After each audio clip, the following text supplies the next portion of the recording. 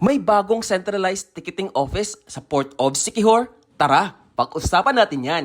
Maayong adlaw, this is J. Perpetual Kid at tara, let's explore Siquijor. Through the initiative of the Municipal Government of Siquijor, the newly completed Travelers Lounge and Ticketing Office is now operational. It now houses all shipping lines operating from Port of Siquijor. Upon entry, pumunta sa queuing machine.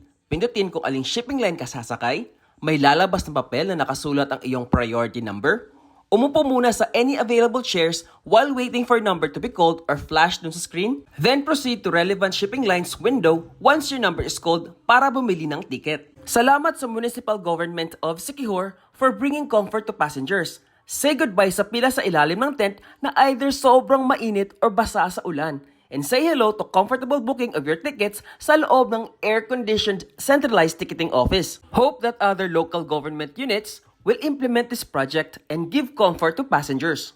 By the way, sa second floor matatagpuan ang baggage depository area, comfort rooms at shower rooms. For bag deposits, they charge 30 pesos per small or medium-sized bag, while 50 pesos per large-sized bag. While they charge 5 pesos for the use of CR and 30 pesos for 15 minutes use of the shower.